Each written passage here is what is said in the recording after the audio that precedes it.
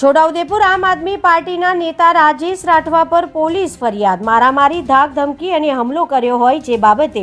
કુંજકુમાર ઈશ્વરભાઈ રાઠવાએ નોંધાવી છોટાઉદેપુર પોલીસ મથકે એફઆઈઆર। આમ આદમી પાર્ટી જિલ્લા પંચાયતની ઝેર બેઠક પરથી વિજેતા થયા હોય જે લગામી ગામના રાજેશભાઈ વીરસિંહભાઈ રાઠવા સહિત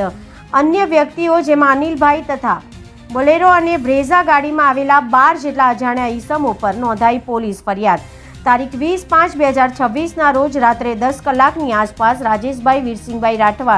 સહિત તેમના સાથીદારો દ્વારા ફરિયાદ કુંજકુમાર ઈશ્વરભાઈ રાઠવા, દેવલાભાઈ બચલાભાઈ રાઠવા, ભલજીભાઈ રાઠવા અને બાવાભાઈ મંગુભાઈ નાયકા ઉપર ગાડી અથાડી હુમલો કર્યો હોય જે બાબતે છોટાઉદેપુર પોલીસ મથકે ફરિયાદ નોંધવામાં આવી છે। અત્રે ઉલ્લેખનીય છે કે તારીખ 20/5/2026 રોજ રાત્રિના 10 કલાકની આસપાસ વસેડી ગામે જોજ રોડ પર કંસારા ગામ તરફથી જતા રસ્તાની સામે આરોપી રાજેશભાઈ વીરસિંહભાઈ રાઠવા રહેવાસી લગાવી તાલુકો જિલ્લો છોટાઉદેપુર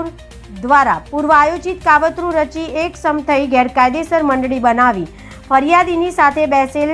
સાહેદોની ટાટા કંપનીની પંચ ફોર વ્હીલર ગાડીની સાથે બ્રેઝા ગાડી તથા બોલેરો ગાડીમાં માસ્ક હથિયારો સાથે આવ્યા હોય અને 12 જેટલા અજાણ્યા ઈસમો દ્વારા ગાડીઓ અથાડી જીવલેણ હુમલો કરી કરાવડાવી ઝપાઝપી કરી કુંજને ગળાના ભાગે ઈજા કરી હતી જ્યારે અન્ય વ્યક્તિ અનિલભાઈ દ્વારા ઈશ્વરભાઈની ફેટ પકડી બોલાચાલી કરી ગાડીમાંથી ઉતારી દઈ ધાકધમકી આપી એકબીજાને મદદગારી કરી મારી નાખવાના ઈરાદે જીવલેણ હુમલો કરી જિલ્લા કલેક્ટરના જાહેરનામાનો ભંગ કર્યો હોય જે બાબતે પોલીસે ભારતીય ન્યાય સંહિતા 2023ની કલમ 109(1), 115(2), 61(2), 189(2) તથા જીપી એક્ટ કલમ 135 મુજબ ગુનો નોંધી કાર્યવાહી હાથ ધરી છે।